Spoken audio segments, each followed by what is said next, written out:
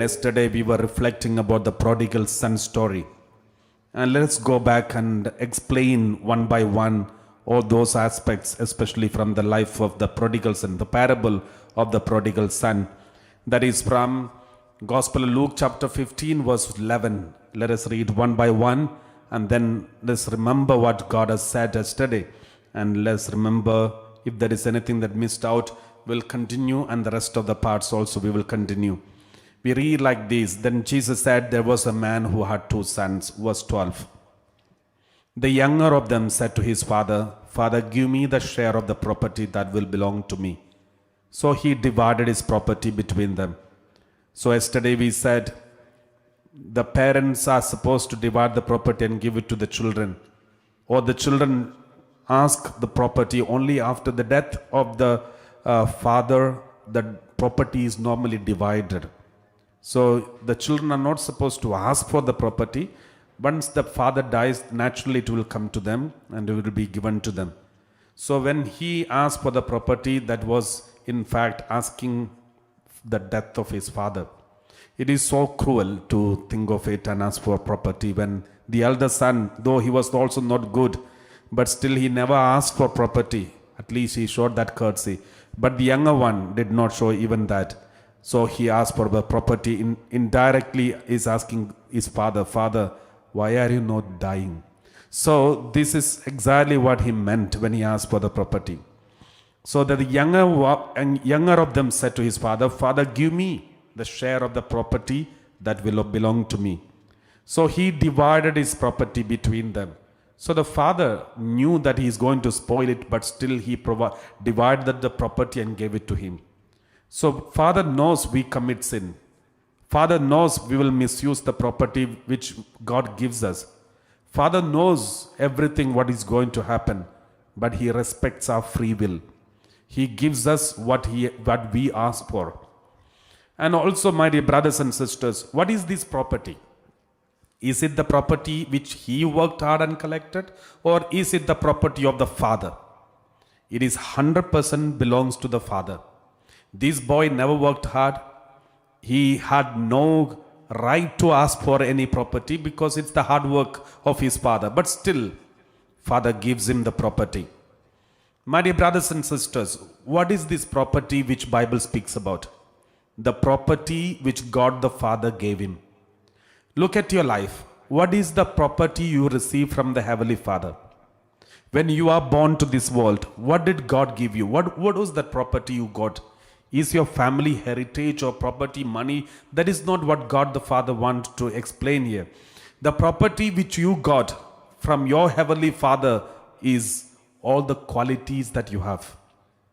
Your abilities, your talents, your goodness, your love, your happiness, your joy, your good sleep, your good heart, your compassion, mercy, everything that we can speak about the good comes from God. Bible says all the goodness comes from God. So all the goodness you have is the property of God. So all these goodness which God the Father has given you is nothing but the property of God. And then what did this prodigal son do? He collected all this property thinking that it is his own. His beauty, it's mine. My beauty, I can do whatever I want to do. My body, I can do whatever I want to do. My strength, my ability, my muscles, I can do whatever I want to do with this. So this is the attitude of the prodigal son. But in fact, this body, whatever that I have, it's not mine. It is his. He gave me this. I'm only a caretaker. I am purchased with the price. We read like this in 1 Corinthians chapter 6 verse 20. We read like this in the word of God. Verse 19 and 20. We read like this. Do you not know that your body is a temple of the Holy Spirit within you, which you have from God, and that you are not your own? Your body is not your own, your talents are not your own, your blessings are not your own, your eyesight, your capacity to preach or speak, your hearing, your every blessing, every capacity that God has given you, it's not yours, it's God's.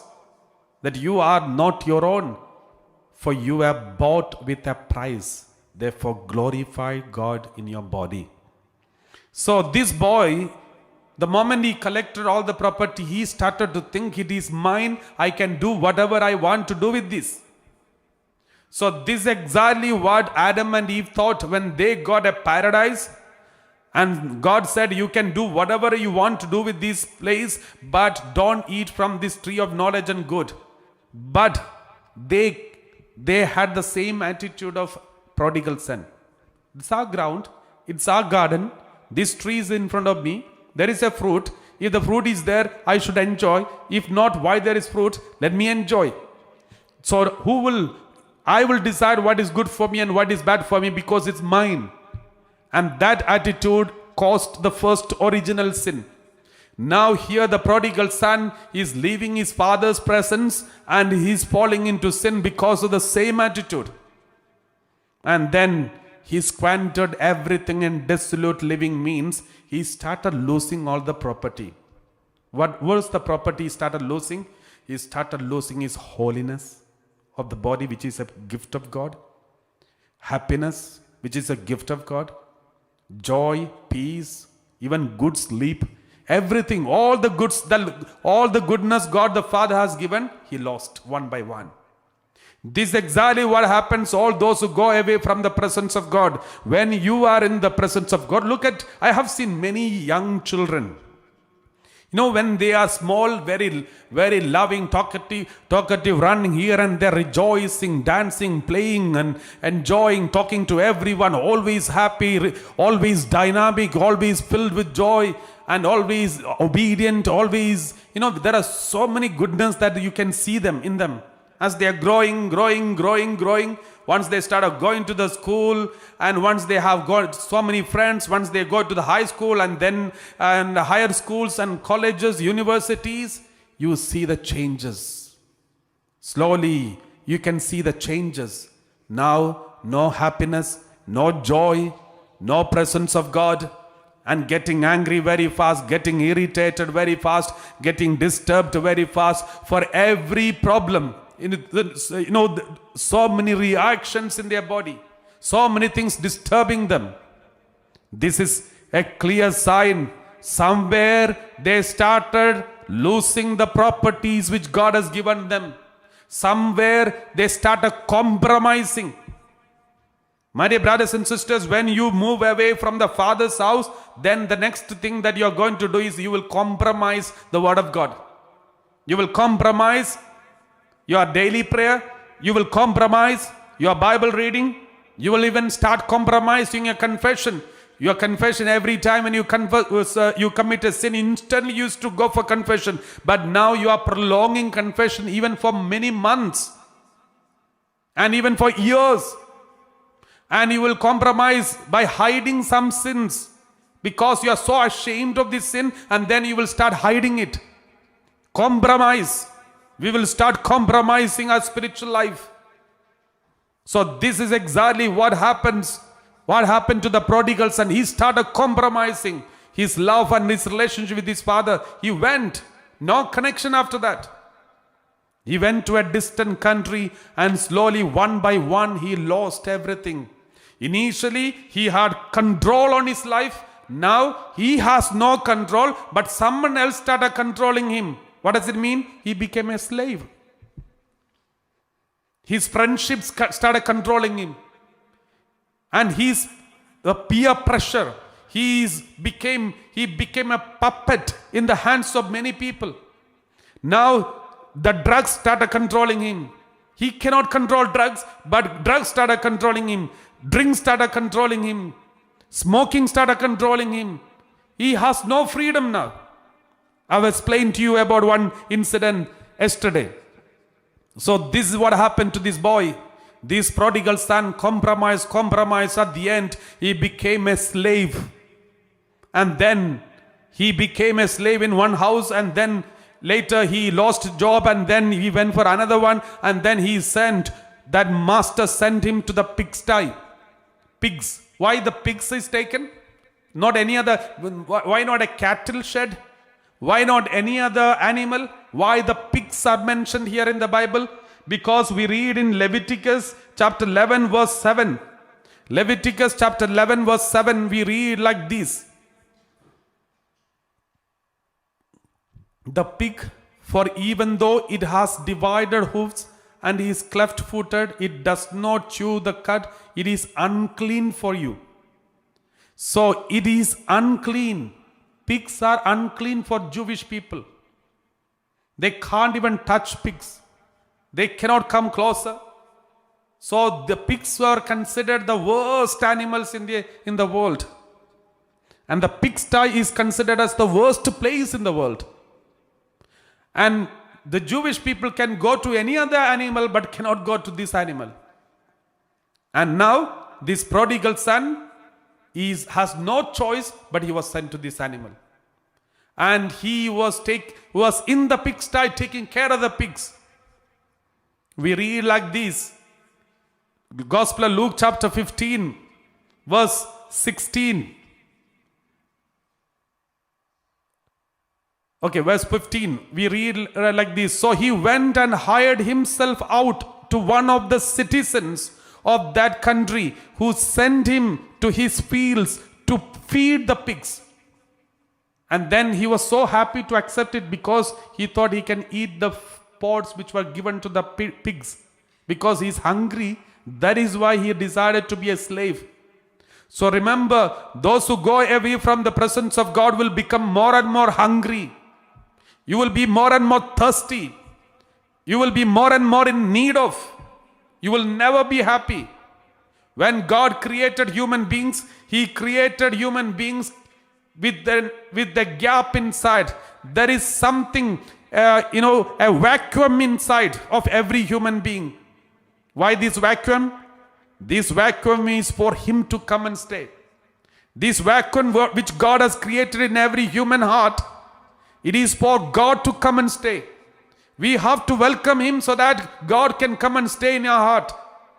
But instead, we human beings are trying to fill this vacuum with alcohol, drugs, drinks, movies, entertainment, soccer, football games, and many other games, and even all kinds of fashions and all kinds of worldly things. And we are trying to fill this gap, but will never be satisfied. The more we fill, the more the gap will be. Because this gap, this vacuum is created by God so that He can come and stay there. Without knowing this, we are trying to fill it with falling into drugs and drinks and addiction to watching dirty videos, thinking that it will satisfy us. But it may satisfy for some moments, but it won't be satisfying you permanently. You will be more thirsty, more you will be in need of. And this is what happened to this boy. He was hungry. That is why he decided to go and feed the pigs, thinking he can cheat the pigs by eating the pods which are supposed to be given to the pigs. But the pig said, "Don't touch it. You can't cheat us like this. This food is given to us. You are not supposed to touch it." That is why we read next one. He would gladly have filled himself with the pods that the pigs were eating, and no one gave him anything. Not even pigs. So he knew no choice. No way I can eat anything. Then he suddenly connected to his father. Here I'm a hired servant. There are two types of slaves. One is permanent slaves. The other one is hired servants. One is permanent slaves, means they are part of the family. They permanently there. They always a slave. They will take care of the family, and as a reward they will be given food and shelter. So that is called permanent slaves. But there are hired hands, the hired slaves or the hired servants. They come and work for some days and then go back, and the master gives them some money, daily wages. So they are called hired hands. So here, this boy is a hired hand in someone else's house, but he is not even having enough food. Then he remembered in his father's house, there are so many hired hands. They have enough and more to eat. They really enjoy. And I'm here struggling. Therefore, I will get up from this place. So he decided. So remember, my dear brothers and sisters, he decided to get up. Now, one more thing which I was explaining to you yesterday. This boy, when he left his father's house, went to a distant country and he was staying in that country. But since he was committing sin in his body, by squandering everything in dissolute living, the land became defiled. Wherever you are, the place will be defiled when you commit a sin. And the land will vomit you out. Yesterday, we heard this Bible passage. Let us once again read these Bible passages from the Bible. We know yesterday we read, when Cain committed sin, God said, because of you, the land is cursed. It will not produce fruits for you. When Adam committed sin, God said, because of you, the land is cursed. It will produce only thistles and thorns. It won't give you a harvest. So this is the consequence of their sin. The sin affect not only their life, but also the land. The land also get affected. We read Leviticus chapter 18 verse 25. Leviticus chapter 18 verse 25 we read, thus the land became defiled, and I punished it for its iniquity. And the land vomited out its inhabitants. The inhabitants committed sin. Because of their sin, land became defiled. And then the land started reacting. The land started vomiting out the inhabitants. They could not stay there anymore. They had to go out. Just like Lot and family in Sodom and Gomorrah. When they committed sin, the land vomited them out and they had to escape from Sodom and Gomorrah. Let us read Leviticus chapter 18:28. 18:28 we read like this. Otherwise, the land will vomit you out for defiling it, as it vomited out the nations that was before you.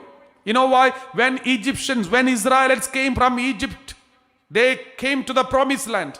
On the way, many nations were defeated. Why? Only Israelites were protected. Many nations were defeated. When we see it, we feel, oh, God is showing partiality. God is so partial to the Israelites. God is protecting Israelites and defeating other nations. This is what we feel. But Bible says very clearly, those nations were defeated and they were chased out of their land because they committed sin in that land, and the land vomited them out. So this will happen in our own life too. We read Leviticus chapter 20 verse 22. Leviticus chapter 20 verse 22. You shall keep all my statutes and all my ordinances and observe them, so that the land to which I bring you to settle in, may not vomit you out. See, you shall keep all my statutes and my ordinances and observe them, so that the land to which I bring you to settle in may not vomit you out. This is very important, my dear brothers and sisters. When Israelites came from Egypt to the promised land, they defeated all the nations. Not because God is showing partiality towards the Israelites, but because they were already sinful country, sinful people. Therefore, their sin punished them. Their sin affected them. We read Deuteronomy chapter 9 verse 5. Deuteronomy chapter 9 verse 5. It is not because of your righteousness or the uprightness of your heart that you are going in to occupy their land.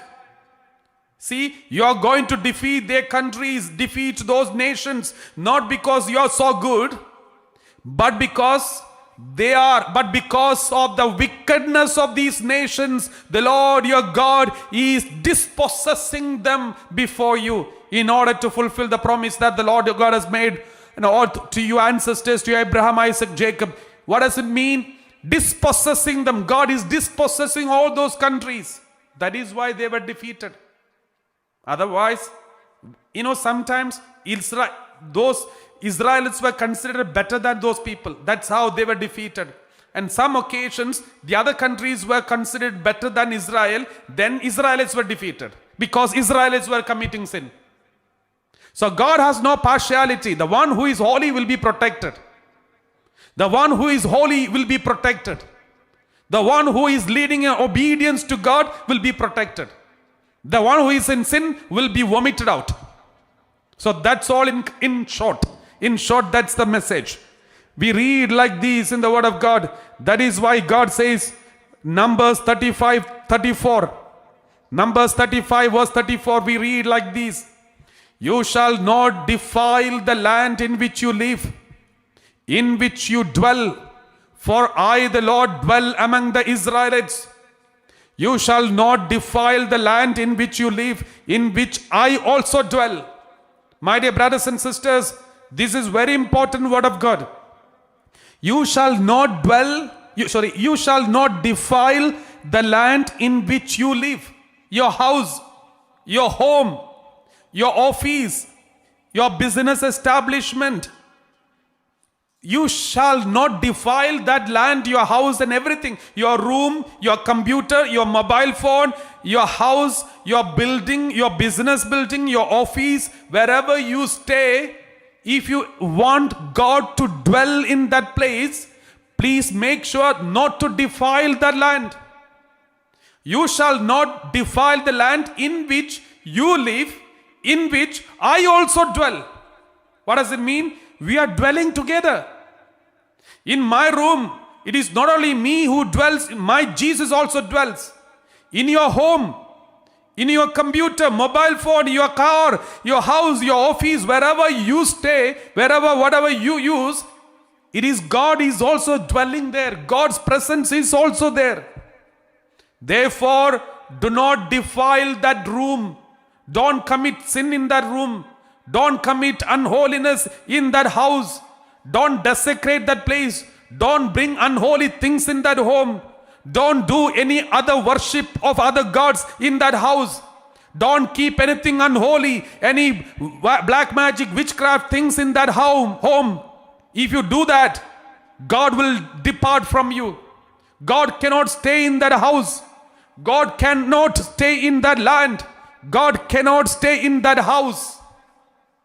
That is why Bible read, you shall not defile the land in which you live, in which I also dwell, for the Lord dwell among the Israelites.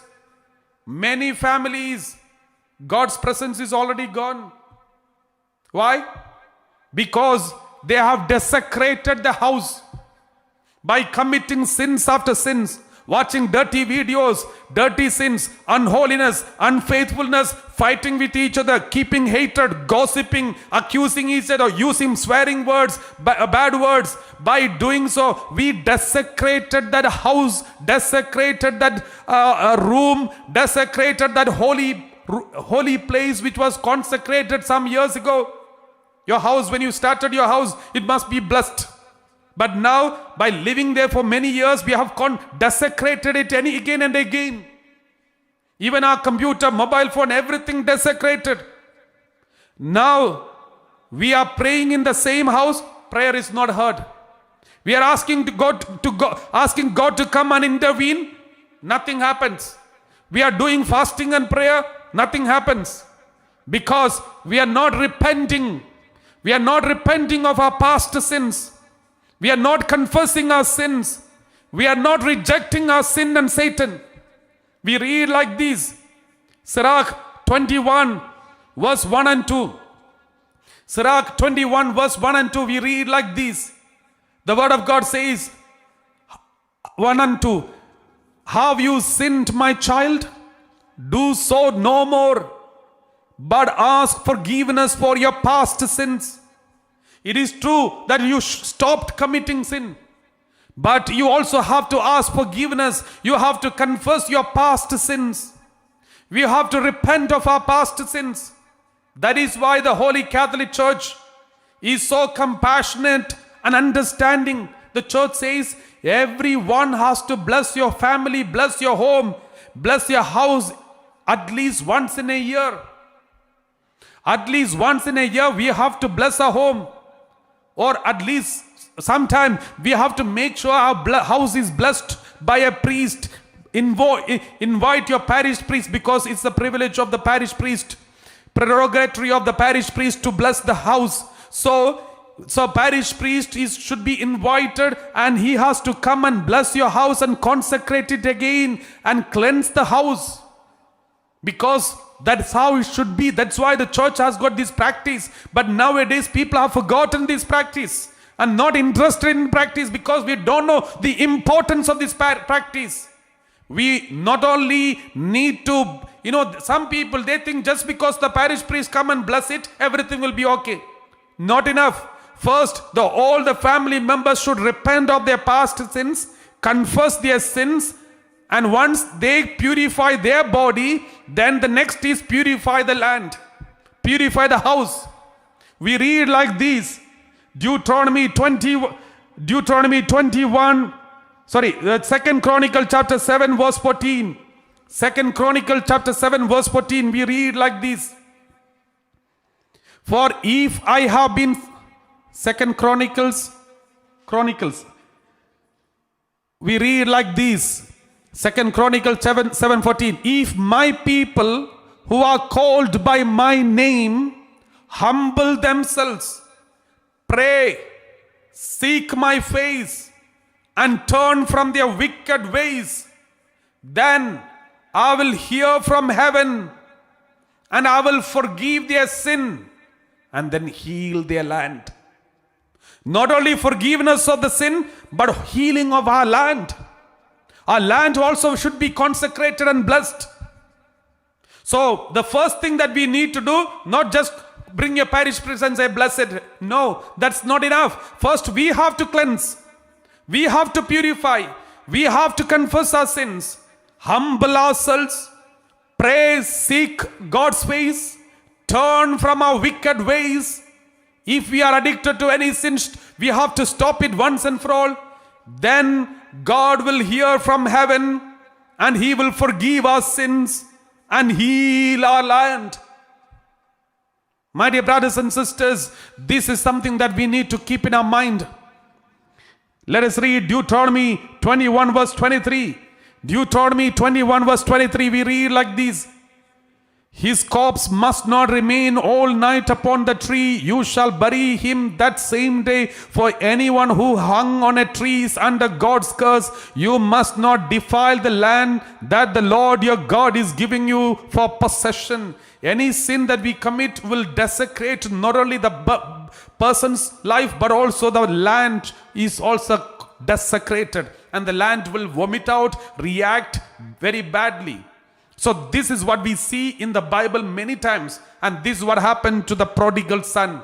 When the prodigal son went to a distant country where he squandered everything, and then there was a famine. A famine attacked. Then he began to be in need. Verse 15 or Luke 15. We read like this. But the Lord answered, Luke 15 verse 15. We read like this. So he went and hired himself out one of the citizens of that country, who sent him to his fields to feed the pigs. And then we read like this. Jeremiah 13:16. This prodigal son is in that worst place, the dirtiest place. As soon as he lost the property, he could have gone back to his father. As soon as he came to know he's in trouble, he could have gone back to father. Father would have accepted him. As soon as he come to know that he is going to be a slave, he could have gone back to his father. But he did not. Therefore, he ended up in the complete destruction. That is why Jeremiah 13 verse 16 says, give glory to the Lord. Give glory to the Lord your God before He brings darkness. Before your life is affected by darkness. Before your feet stumble on the mountains at twilight. While you look for light, He turns it into gloom and makes it deep darkness. Bible says before the darkness comes, before you stumble on the mountaintop, Give glory. Repent. Don't wait for a complete distraction. Thank God, this prodigal son, he had a very good relationship, at least in the beginning, with his father. That's why he came back to his father. Suppose if the father was not a good father, he never experienced a loving father, will he ever come back to his father? Even if he die with the pigs, he will not come back to his father. Many people do not come back to God because they never experienced God. They never experienced God's love. They never knew who God is. Then how can they come back to God? When they are in depression, when they are in crisis, they will think of all the possible ways. They will think of drugs, they will think of wrong relationship, they will think of cheating others, they will think of taking drugs and drinks and smoking, everything. But they will not think of God because they never experienced Him. We cannot blame the people out there. Why are they not coming back to God even when they are going into depression, hating themselves, thinking of committing suicide? Why are they not coming back and receive the forgiveness of God? Because they never knew Him. They never experienced Him. They never know. They don't know there is a loving God waiting for them. There is a God who never judges them. There is a God who never condemns them. There is a God who never asks the accounts of their deeds. He is waiting for them. They don't know this truth. That is why they continue ending up in pigsty.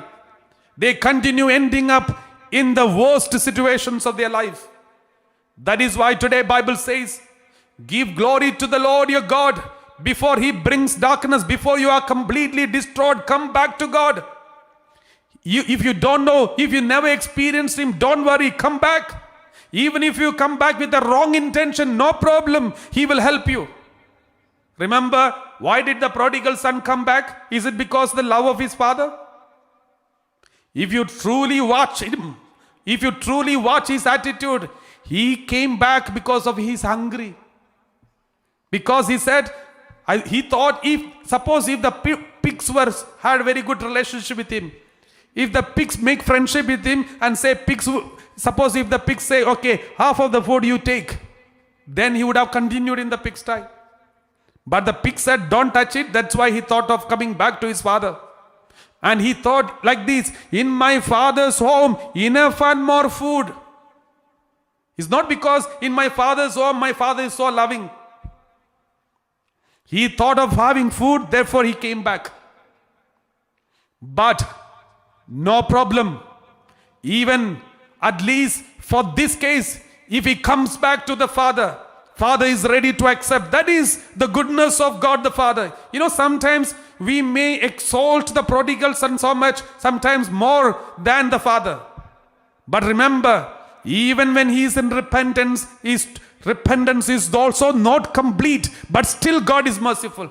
Still God is accepting him. Still God is compassionate.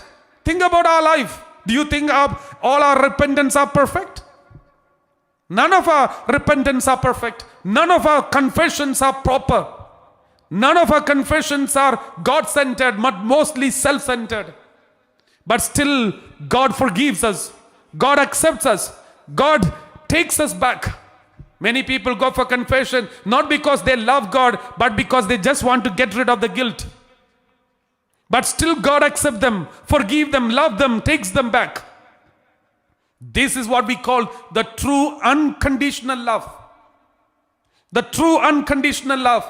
That is why Bible says, give glory to the Lord your God before He brings darkness. Before your feet stumble on the mountains at twilight, while you look for light, He turns it into gloom and makes it deep darkness. Before this darkness come and take control of you, give glory to God. John 10:10. John 10:10. We read like this. The thief comes only to steal, kill and destroy. I came that they may have life and have it abundantly. The thief comes only to steal and kill and destroy. Why? The thief comes. Who is the thief? Thief comes inside.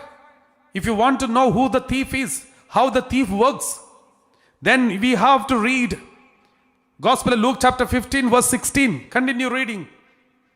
Verse 16. You know, in the prodigal son, okay, verse 15. Verse 15. Prodigal son, when he was in the pigsty, so he went and hired himself out to the citizens of that country who sent him to his feet. Okay, verse 16. But when he came to, he would gladly have filled himself with the pods that the pigs were eating, and no one gave him anything. Verse 17.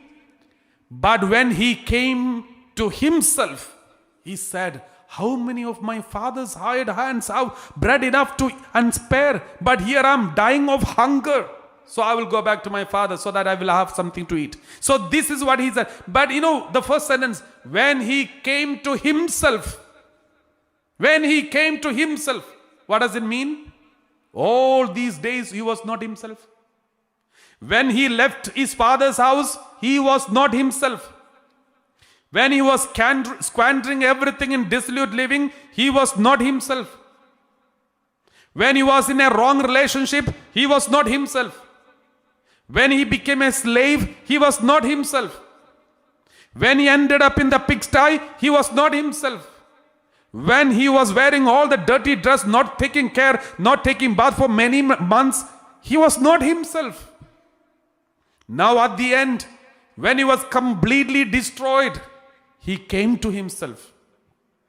What does it mean? All these days somebody else was controlling him. Someone else was there in the place of himself. Someone else was controlling his life. This is what we call the thief. The thief comes to steal, kill, destroy. He's destroyed. Once he completely destroyed, he's good for nothing. Then he came to himself. My dear brothers and sisters, many a time when you do something, you think, oh, I never want to do this, but I did it. I never want to speak bad words, but it came out. I never want to abuse anyone, but I have abused. I don't know why this happened. One boy who raped one small girl and killed her and then came to the police and said, and he agreed. And then he said, I never want to do it. I don't know why I did it. Some people, when they fall into wrong relationship or maybe dirty sins of their body, after doing it, they say, no, Father, I never want to do it. Then I don't know what happened to me. What does it mean? They are not themselves. This prodigal son is not himself. There is something else was controlling him. That is why Bible says very clearly, John 10:10. We read like this, John 10:10. Again, let's read. The thief comes only to steal. Steal what? Steal all the properties of your father. He will steal. What is that? Happiness, joy, peace, and every goodness that you have, he will steal. You were initially so happy, your happiness is gone. You never used to lie, now you started lying. And you were so holy, now you have the holiness one by one lost. So everything he will steal. At the end, you will become good for nothing. Then your soul also is killed. Spirit is killed. And then you end up in the pigsty, the dirtiest place, dirtiest situation, dirtiest life that destroy. That is why Bible says, before the darkness comes to you, give all glory to God. Before your life becomes completely destroyed, give glory to God and come back. My dear brothers and sisters, this is something that we need to remember. Let's close our eyes. We will continue reflecting about this Bible passage tomorrow too. But now we will complete here because we have so many things to deal with in this same parable. Because this one parable, one of the most greatest parables in the history of humanity. Let us thank the Lord for all the messages that God has spoken through all especially this parable. So let's examine our conscience and see, are we in the process of being lost, stolen, killed, and destroyed? Are we going to end up in the pigsty and then going to be dirtied by the sins of this world? Are we going to lose all the properties which the Father has given us? Have you already lost some of it at least? Just ask forgiveness in the presence of God and say, Lord, I'm so sorry. I never want to lose it. I never want to do this. I was not him myself. Lord, help me to come back to myself. Help me to be what I am, and help me to know where I am. Help me to know what I am doing now. Help me to find out my own mistakes and correct myself and come back to you, Abba. Come back to you, Lord. This is what we need to cry in front of God. Let us come back to ourselves. We are not like these. The Lord wants to tell you something. You are changed a lot. You are not like these. You are not yourself. You are different now. Your attitude changed. Your character changed. Your behavior changed. Even your talk, your conversation, everything is changed. You were not like this some years ago. Some years ago, you were so full of compassion, mercy, love, and you are so good. You're so holy. But now what happened to you? What happened to you? Why are you changed? Why have you gone away from the Lord? Come back to Him. He's waiting for you. Come to yourself first and then come back to the Lord. The Lord is reminding you and me.